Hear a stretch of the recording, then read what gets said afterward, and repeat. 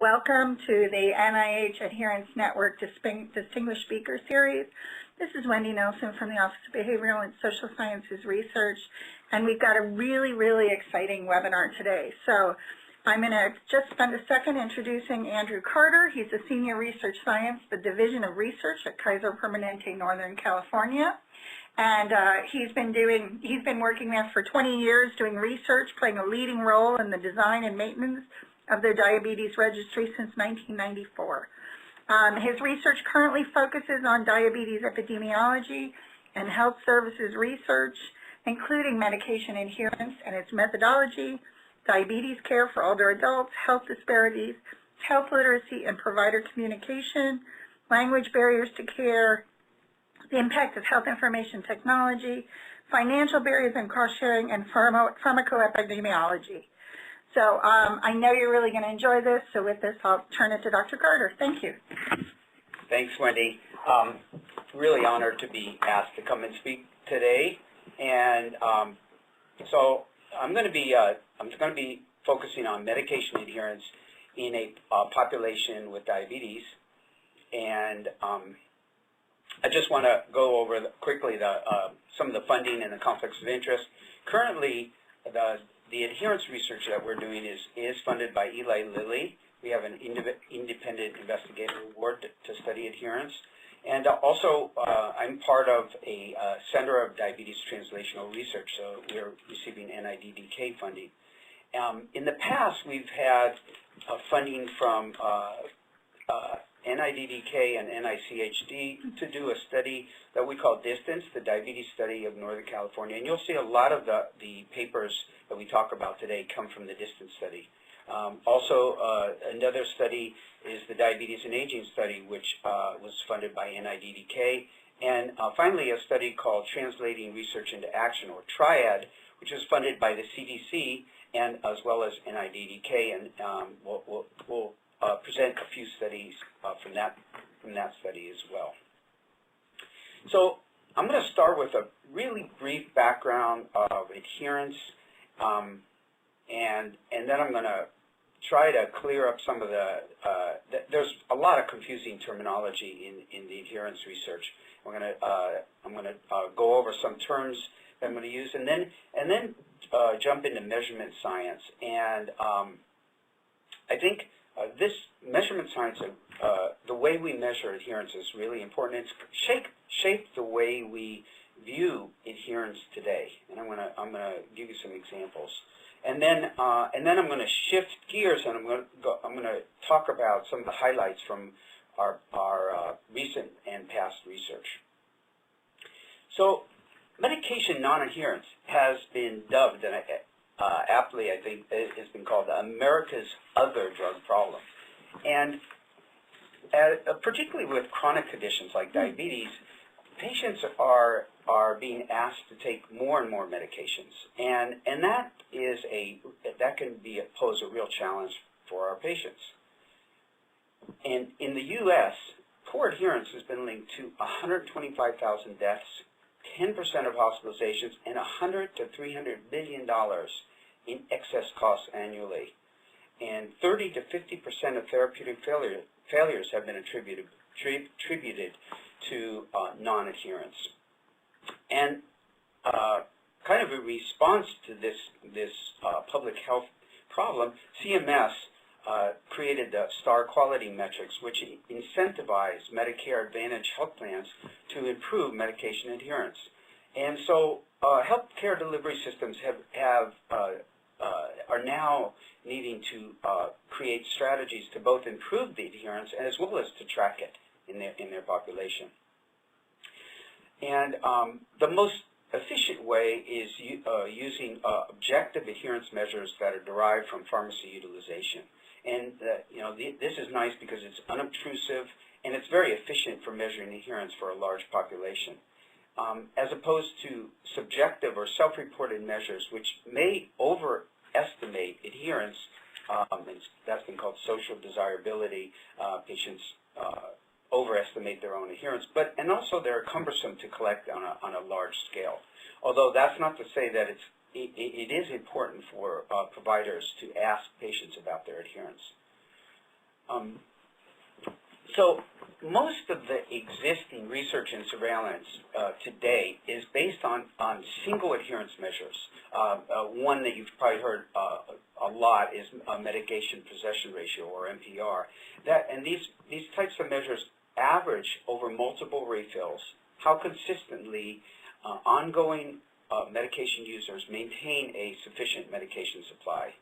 But much less is known about the details of refilling patterns, for example, which I call stages of adherence. And design of adherence interventions would benefit from evidence regarding stages of adherence and their predictors. So I'm going to just give you a kind of a brief review of the population that we've used for our research. Kaiser Permanente in Northern California, or KPNC for short, is a non-for-profit integrated healthcare delivery system. It's been around for quite a long time. It's one of the first healthcare delivery systems in the U.S. In Northern California, we have 3.4 million members, which is about a third of the population of Northern California. And it's considered representative of the region's ethnic diversity and socioeconomic distribution, except the extreme tails, the very rich and the very poor, are somewhat underrepresented in our population. And this healthcare delivery system provides uniform access to integrated care. So we have outpatient, inpatient, pharmacy, and laboratories all under the roof of Kaiser Permanente. And we have 21 hospitals and 237 medical clinics in Northern California. And the nice thing for adherence research is that Kaiser maintains its own pharmacies. And so drug benefits are only honored in those pharmacies, and that's what's called a closed pharmacy system. And that allows us to have a very good capture of pharmacy utilization. Since 1993, we've had a diabetes registry, and this is a registry where every year we refresh it and identify patients with diabetes based on electronic medical records for laboratory, pharmacy, and outpatient diagnoses. And currently, we have 264,000 patients with diabetes that we're following. And in the past 2 decades, we've used this registry for a wide range of health services and epidemiologic research. Today, most of the studies that I'm going to present come from 2 main studies. The first is the diabetes study of Northern California, or DISTANCE. And this was a study that was funded by NIDDK and NICHD. And it's a lot of the data comes from a survey where we sampled a race-stratified random sample and ended with about 20,000 adult patients with diabetes responding to our survey. And that's been the source of a lot of our research. We've done survey follow-up type studies. And the second study is the Translating Research into Action for Diabetes, or TRIAD study. And that was a CDC and NIDDK funded study, which longitudinal study, where is also a survey-based study that included about 12,000 diabetic individuals from 10 U.S. health plans across the U.S. So first I just want to talk a bit about terminology. And there's a great paper by Dr. Rebel where she reviewed the literature for adherence literature and came up with a unifying set of definitions for types of adherence. And I'm going to be using most of the terms that I'm going to be using in this talk comes from this paper. First, I'm going to talk about discrete stages of adherence. So the first stage is what's called primary adherence, or primary non-adherence for those that are not adherent. And this is when you have a newly prescribed medication that is filled in a timely fashion. So it's essentially the way you do this is you have to link a medication order where the provider for example, filed electronically that this patient should be started on medication X, for example, and then link it with actual utilization to show that they filled the medication at least once. The second stage is what's called early stage persistence, and that's where you have a primary adherent patient, in other words, one who filled one time, who then refills. So in other words, they've had two fills. And that is the early stage persistence is the minimum requirement to be considered an ongoing user. It's also, this is also the basis or the minimum requirement for most of the secondary adherence measures that we're going to talk about in a second. And this measure can be identified via pharmacy utilization alone. You don't need electronic medication orders to identify early stage persistence. And then the second is, or the third stage is what we call later stage persistence. And this refers to ongoing users, in other words, early stage persistent patients who had more than two refills, so are persistent, have not yet discontinued the medication. And again, this is identified via pharmacy utilization records. The term secondary adherence is used for, typically applied to a continuous measure of adherence among ongoing users. In other words, those that were early and later stage persistent, patients who are still using the medication. And there's two types of secondary adherence measures, and these are both integrated over several refills. The ratio measure, like medication possession ratio, or there's also another type called gap measures. And the one that I'm going to talk about today is continuous medication gap, or CMG. And this was first introduced by Steiner et al. In 1988. And this is my personal favorite. I think this is it has well. First, I'm going to define it as CMG, or continuous medication gaps, refers to the percent time that a patient is lacking a sufficient medication supply. In other words, how much of a gap is there in their medication supply. And these gaps are summed across refill intervals. And a refill interval is the time between each fill. And it ends with the last fill during a given kind of defined observation window. And the nice thing about CMG is it has good construct validity, because a patient can't be adherent without a medication supply. Also, typically, CMG as well as the ratio measures are categorized into good adherence versus non-adherence versus adequate adherence. And usually they use a cut point of 20%. So, for example, a patient who has gaps exceeding 20% of the time without sufficient supply are considered non-adherent. But it's important to note several limitations about secondary adherence. First of all, because of the way they are calculated, the estimate excludes subjects who never fill or never refill their medication. So you have to have at least two fills to even be for you to even be able to calculate secondary adherence. And also, there's a right censoring problem, because follow-up ends at a terminal fill within the observation window. And so if that last fill was a point of discontinuation, then the estimate ignores subsequent non-adherent time after that point. And another problem is what we refer to as stockpiling. Because secondary adherence kind of jumps in the middle when it starts calculating this adherence measure, it has to essentially ignore any pills that have been stored up. So they have to essentially set to zero the stockpile. And so if someone had a large pill supply at the beginning, then they may be considered more adherent than they actually are, simply because of that stockpile that you cannot calculate.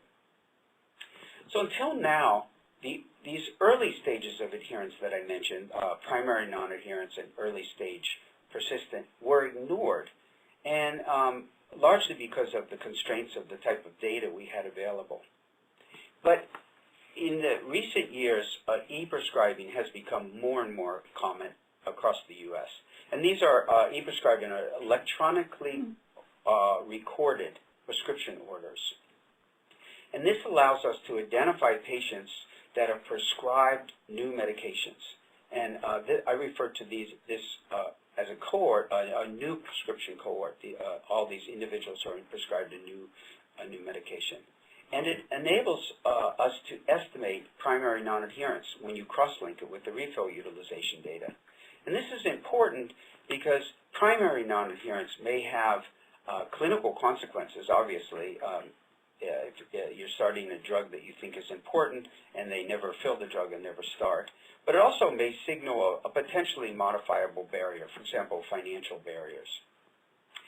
And also, in the absence of this e-prescribing data, someone that was primary non-adherent may be misinterpreted as clinical inertia. In other words, a provider not intensifying therapy for a person who is, for example, in poor control, when in fact the provider actually did order the drug, but the patient never filled it. So it could be blaming the provider for that lack of adherence. Because of this, kind of the limitations of secondary adherence to measure adherence on a wider scale, in new prescription cohorts, we developed a new method, and this is the paper where we describe this new method, and we call this method new. Well, first I'm gonna show why this is so important. We identified a new prescription cohort of 27,000 diabetes patients that were prescribed a new cardiometabolic therapy. And cardiometabolic therapy refers to therapies for glucose lowering, lipid lowering, or blood pressure lowering medications. So these are really important to diabetes patients. And we synchronized these 27,000 patients at the point that their provider prescribed this new therapy. And we followed their utilization then over a 24-month period. And you can see this first yellow bar these are 5% of these patients were primary non-adherent. They never filled their prescription. And then if you follow down, the 95% were primary adherent, and so those filled once. But then after that first fill, about 9% of those patients were discontinued by the provider. Probably there were some side effects. But then about 18% never refilled the prescription. So those people were early non-persistent. And so in all, there was about 1 in 4 patients either never filled or never refilled their prescription. So then we had 68% that were early persistent. And if you follow then over the rest of the 24-month period, you can see that about a quarter of those were discontinued by their provider, but only 4% discontinued at a later stage. So these were later stage non-persistent. So there's a rather low rate of discontinuing once a patient actually filled and refilled that new prescription. So at the end of 24 months, there was only about 39% of the patients were still taking the medication. And so this stage, from this point of early persistence on, is what we call secondary adherence. And that's what's measured by the secondary adherence measures. But excluded from the analysis are these patients that are primary non-adherent, early non-persistent, and also a non-adherence after the point of discontinuation. All of those are excluded from, for example, medication possession ratio, or CMG. And that's why we felt it was so important to have a new measure to look at new prescriptions. So this new prescription medication gap, or NPMG, is... Oh, you hear me now? Yeah. MPMG is a gap measure. I consider it's kind of like a companion measure to CMG, where CMG is a gap measure for ongoing users. MPMG is a gap measure that starts follow-up at the point of a new prescription and ends follow-up at an arbitrary fixed point, or the censoring point that a provider discontinues or switches therapy. And the nice thing about MPMG, because you're starting from the very beginning, you can actually, you can completely account for stockpiling. And it counts this non-adherent time for subjects who never become an ongoing user, as well as after the point of discontinuation. And we did a validation study and found that MPMG correlated nicely with self-reported adherence, clinical response to therapy, and as well as cost-related medication restriction. So now I'm going to talk about some highlights from our studies, and I'm going to start with patient-level factors.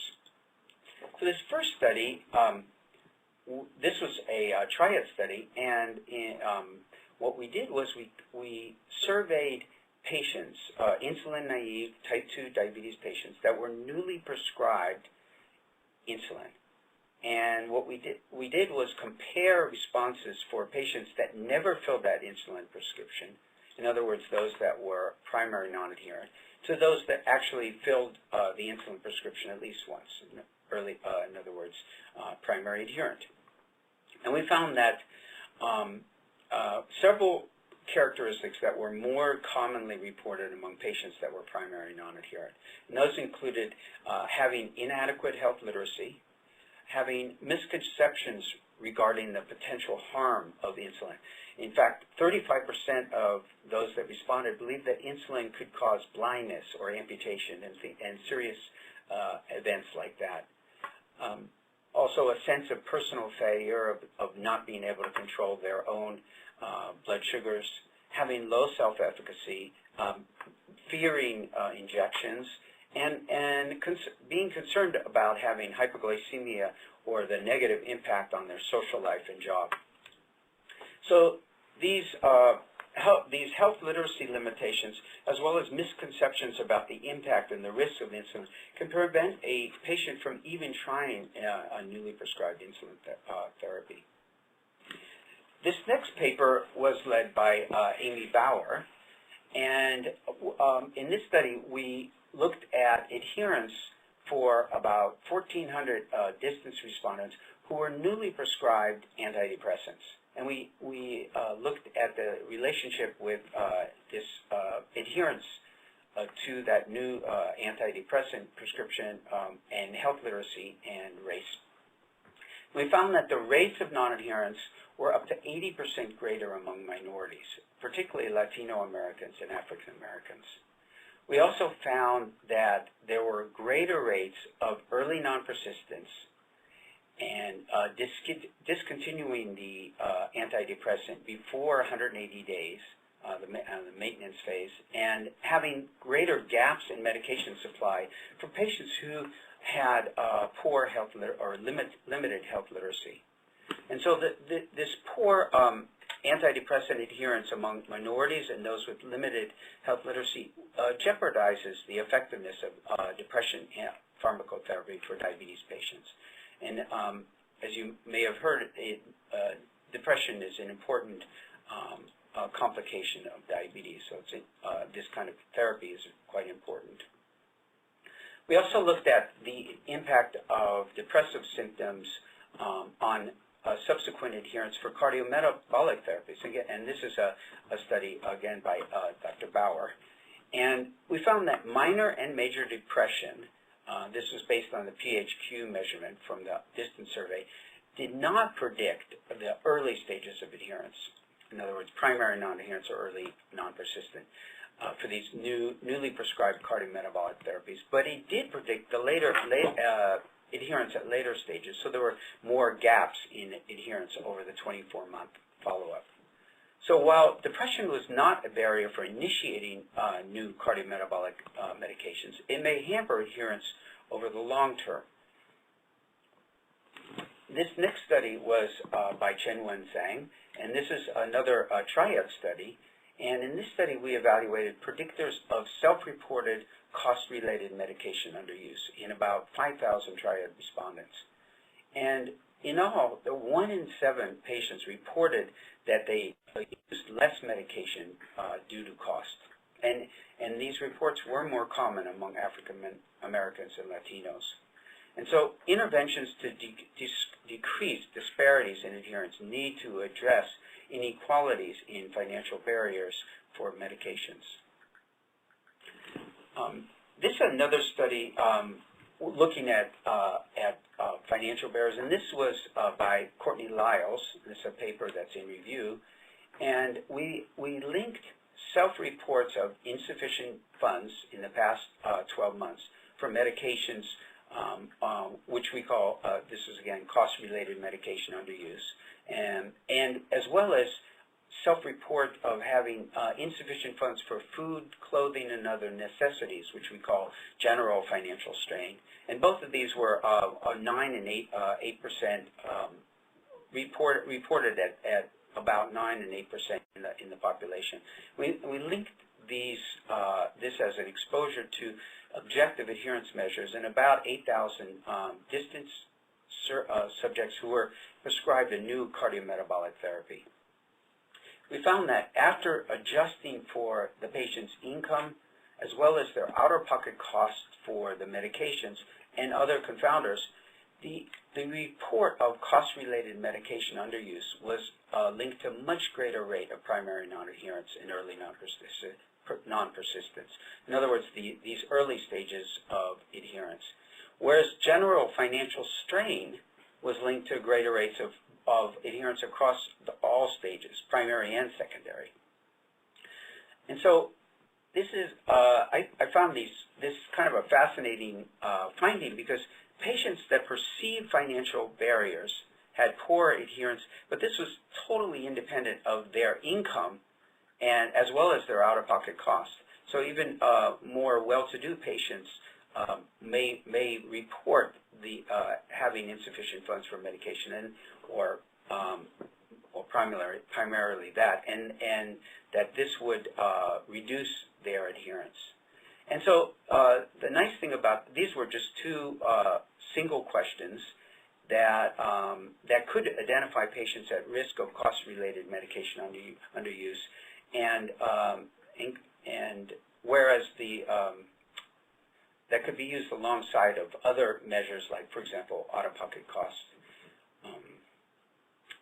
We have a further study that is actually in progress right now. We're looking at out-of-pocket costs, and here what we did, we linked the amount of payment that a patient had to shell out for each refill, and compared it to stages of adherence. And you can see the lightest bar is for $0. They had, in other words, they had full drug benefits. They didn't have to pay anything, whereas the darkest bar was paying the most. And you can see there's a real kind of a clear gradient for primary non-adherence. The more patient paid, the more likely they were to be primary non-adherent, never to fill the medication. But for later stages, this is primary, the second set of bars is the first refill, then the third refill, and then later stage non-persistence is over a 24-month period of discontinuing. And you can see that there is almost no relationship after that first fill to out-of-pocket cost. And we looked at these relationships. We actually stratified this by both income and some other effect modifiers that we thought might be important. And this pattern holds for pretty much for every subgroup that we looked at. Although this gradient between cost and primary non-adherence was enhanced in the very young patients as well as our poorest patients. So, and that was patients under the $5,000 a year in income. We also looked at adherence for the number of medications patients were taking for chronic conditions. And there's this common belief that the more medication someone is on, the more likely they are to be non-adherent. Well, in fact, we found the opposite. We found that pretty much for all of these same stages, patients were more adherent, or at least for primary non-adherent and the second fill, not the third fill, but also later stage persistent. They were more adherent when they had more medications, kind of the opposite of what people would have thought. Now I'm going to jump into provider level factors. And this first study is by Nida Ratnawangsa, and in this study we looked at patient reports of their providers' interpersonal skills and to see whether they were associated with adherence, and this was done in about 9,000 distance respondents.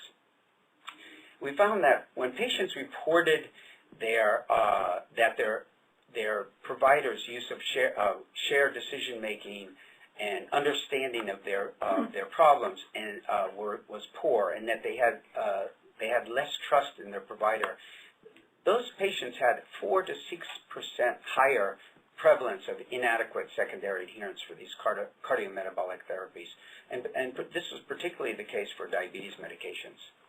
So providers may have an opportunity to improve their patients' adherence by maintaining good communication and interpersonal skills. This next paper was led by Dr. Bauer, and we looked at the same exposures of patient-reported provider communication, but this time we looked at newly prescribed antidepressants, and then again, this was in the distance study. And we found that, like our previous study, lack of shared decision-making was important. And in fact, it was patients who felt that their provider did not use shared decision-making were twice as likely to never fill, to be primary non-adherent. It also increased the rates of early non-persistence and gaps in medication supply over a 24-month follow-up. We also found that less trust in the provider was associated with early non-persistent and gaps in medication supply over the long term. So patients have better adherence for newly prescribed antidepressants when their providers share decision-making and are trusted by their patients. This is back to the triad study I mentioned earlier, where we looked at newly prescribed insulin, and we also found that patients who are primary non-adherent for insulin were more likely to report that their healthcare provider did not adequately explain the risks and benefits and failed to provide adequate self-management training. So good provider communication, for example, using teach-back method and using simple language is important, especially when you're discussing the risks and benefits of insulin, and as well as providing adequate self-management training. And this will be helpful in getting patients started on their insulin. And finally, I'm going to talk about system-level factors.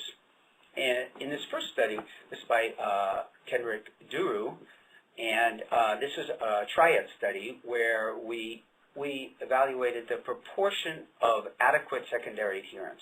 And again, just to remind you, when we say adequate secondary adherence, we're talking about having a gap of less than 20% of the time without adequate medication supply. And this was for cardiometabolic therapies, and this was conducted in about 14,000 Kaiser diabetes patients, and we compared the use of mail-order pharmacy as a way of getting their medications versus the what we call brick-and-mortar pharmacy. And we found that frequent mail-order pharmacy users, and that when I say frequent, that's using mail-order pharmacy more than more than two-thirds of the fills, were more likely than users of brick-and-mortar pharmacy to have adequate adherence. And this was after adjusting for out-of-pocket costs and day supply and other confounders. So providing mail-order pharmacy as an option for refilling medications may improve patients' adherence. And the other nice thing about mail-order pharmacy is it's typically cost savings for the health plan, as well as convenient for the patient. And we did some more work on mail-order pharmacy, and these two papers are led by Dr. Julie Schmidt-Thiel, and the first was to look at the impact of mail-order pharmacy on health outcomes. And in this paper, we took 100,000 new users of statins at Kaiser, Northern California, and we evaluated their LDL control after initiation for patients who refilled versus mail order versus brick and mortar. We found that there was actually better LDL control associated with the use of mail order pharmacy, and that's probably mediated by the better adherence that we found in the previous study. We also found that mail order, we were concerned about safety issues, and we found that mail order, the use of mail order pharmacy was not associated with increased rates of adverse drug events, and in fact it was associated with lower emergency room use. In this next paper, this was led by Dr. Urmimala Sarkar. We looked at pre-post changes in statin adherence and LDL control for about 9,000 online health portal users. Health portals are also called personal health records. And we compared patients of these portal users who initiated their using the online refill function versus the health portal users who never initiated that online refilling. So you can go online to the portal and you could actually refill your medications online. And we found that the adjusted rate of statin non-adherence, which is again defined as having more than 20% gap in supply, and as well as poor LDL control, having LDL less than 100 milligrams per deciliter, declined 6% after our subjects initiated the exclusive use of web-based refills, whereas there was no change over time for patients who continued not using this online refill function. So online refills represent a low cost on a per patient basis structural innovation that may actually improve our patients' adherence as well as health outcomes. And we were interested to see whether this benefit of refilling online was, in terms of improved adherence, was realized in all race ethnicities. And this is a study by Courtney Lyles and a paper that's in review. And so what we did was we looked at this before and after initiating the online refill function, looking at the total gaps in supply. And you can see in these the light red bars, that was the adherence or gaps, CMG, before initiating the online refill. And then the dark red is after, and you can see that the gaps declined for all race ethnicities, whereas in these light blue and dark blue pre-post, these are the matched controls who did not initiate the refill function. There was no change. And so it's nice to see that this benefits all race ethnicities, although it's important to note that pre-existing disparities will unlikely decline because of this improvement, because it essentially improves all race ethnic groups. So it's important to note that there are some limitations to refill-based measures. First, you can't measure continuous measures of adherence like CMG or NPR for drugs that are used in the short term, for example, antibiotics, or medications with flexible dosing like insulin. Although for both those types of medications, you can evaluate stages of adherence. For example, did they ever fill that medication? And also important to note that just because a medication is dispensed doesn't mean necessarily that the patient consumed the medication. Also, adherence estimation can be biased if there's incomplete capture of pharmacy utilization. And that's because these unrecorded fills are misinterpreted as non-adherence. So there's certain types of settings where this may be more likely to happen. For example, non-integrated or open pharmacy systems may have harder time capturing utilization, or sometimes when patients lack pharmacy benefits, they may go to other sites that where their refills are not recorded, or for example, when providers offer free medication samples, that's not recorded as well in the electronic records for pharmacy utilization. So I think one of the important messages from this talk today is that our systematic reviews and surveillance, as well as Medicare star ratings, underestimate adherence overall, and because they rely on secondary adherence measures which systematically exclude the most non-adherent patients. In other words, patients who never start the medication or at least never refill it. So they don't become ongoing users. And as an example of this, there was a systematic review that was published in 2004, and it reported that about 15 to 33% of patients with diabetes had inadequate adherence, and that was based on their a secondary adherence measure. And that was consistent with our findings when we analyzed the ongoing users at Kaiser. We found that about 29% of our diabetes patients had CMG of above 20%. In other words, were considered non-adherent. But we found much greater adherence when we followed a new prescription cohort. We found that 48%, this is using NPMG, the measure that I mentioned earlier, that followed from the beginning from a new prescription, and we found 48% had gaps that were greater than 20%. So these kind of these systematic reviews will, while they're totally accurate for ongoing users, they're going to miss the non-adherence in these new prescription cohorts. And I feel that it's important to monitor the adherence for the dynamic mix of newly prescribed medication and those used in ongoing fashion, because that's the reality. We have a dynamic mix of those types of new and existing, and it changes from population to population.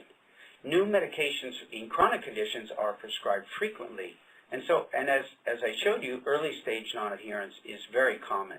We found that 25% of newly prescribed cardiometabolic therapies and 40% of newly prescribed antidepressants were never dispensed or never refilled in our diabetes cohorts. So it's really important to choose the right tool for the job. Secondary adherence measures particularly these gap measures, are optimal for ongoing users. But it's important that you need to have caution if you're going to apply those to a newly prescribed, a cohort of newly prescribed patients, because you're systematically excluding this most non-adherent patient time. In other words, these early stages and the stages of non-adherence after discontinuation. And we've found that those types of non-adherence are associated with the poorest clinical profile. NPMG, on the other hand, is optimal when you want to assess adherence for a new prescription cohort, for example, in a randomized drug trial or a population-level drug intervention. So the way we solve or try to improve this adherence problem has everything to do with or the way we view it has everything to do with the way we solve the problem. And we need to understand the different determinants for each of these stages of adherence. Barriers and promoters of secondary adherence and later stage adherence may differ from those that are relevant for starting a new prescription. And as we saw when we looked at these patient-level factors, the modifiable factors, depression was associated with later stage but not earlier stage non-adherence, whereas the out-of-pocket costs were associated with primary adherence, but not later stages of adherence. And we also found that self-reported medication underuse was associated with early non-adherence, while the financial, kind of a general financial strain was associated with all stages of adherence. So these determinants vary across stages of adherence. Also, we found that medication complexity was not associated with adherence at any stage. And finally, when it comes to fixed factors, non-adherence was more common in minorities. And we've seen this over and over again. Pretty much all the analyses we've done that is the case. There's also some provider level factors that may help us help providers enhance medication adherence in their patients. Things like engaging patients in shared decision-making was very important. Also establishing trusting relationship with good interpersonal communications. And taking universal precautions by assuming that your patients have health literacy limitations, using plain language and teach-back.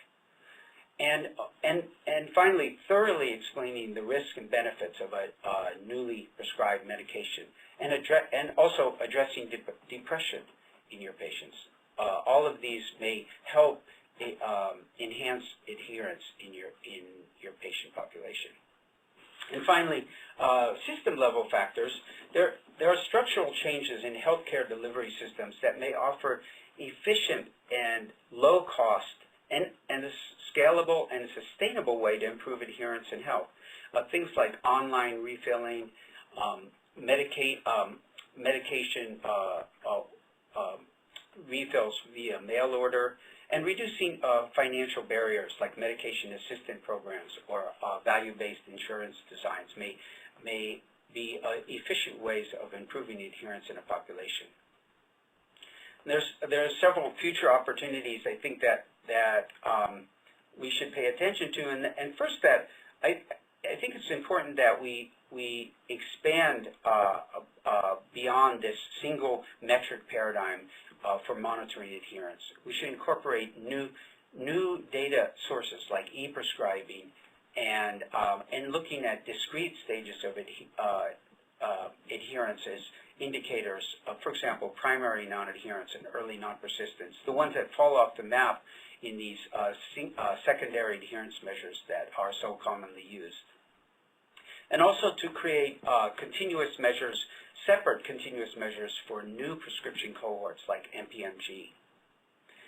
And also I think using this evidence about the variation in stage-specific determinants of adherence may inform novel ways to address non-adherence. I just want to acknowledge these are the many co-authors that worked on these papers that I mentioned today, and thank you, and I end there. Thank you so much. We have a few minutes for questions, and I don't see any. So I think you've given some very good suggestions for things that can be done. Have you, how do we get this information out there? How do we, all right, so that was a really hard question. But I mean, how do we translate these wonderful findings into changing how we prescribe and think about this? Well, I think, as the title implied, there's patient, provider, and system level factors, and I probably one of the first most important fixes is for providers to be aware of these issues. I think that's really important. As I mentioned, using simple language, using teach-back method, being aware of patients' financials, asking questions about their financial situation, addressing depression. Those are, and also thoroughly explaining the risks and benefits. Really taking time to explain that. That's going to be important for providers enhance their patients' adherence. On a system level, there are some of these findings offer some, I think, real efficient ways for healthcare delivery systems to improve adherence. I mean, by offering mail-order pharmacy, online refilling, making it convenient for the patients. That any kind of roadblocks you put in front of a patient, that particularly ones that are reluctant to start a new medication. I mean, particularly in these chronic conditions, starting a medication is essentially making a lifelong commitment to taking a new medication. So patients don't take it lightly, and you don't want to put any kind of barriers in front of them. Also cost, understanding, when there's financial barriers, and coming up with benefit designs that will address these issues, like BBID or medication assistance programs. I think that will help as well. Great. We don't have any questions. I think this webinar just covered everything so wonderfully that we don't have any questions. So do you have any final words you want to add, Dr. Karter? I don't think so. I just want to thank you again for inviting me, and I've listened at least to one of your other webinars, and I'm very excited to hear the future ones as well. This is a wonderful program. Great. All right. Well, thank you, and have a wonderful weekend. And we look forward to you all joining us for our next webinar, and I'll send out an announcement when we're scheduled.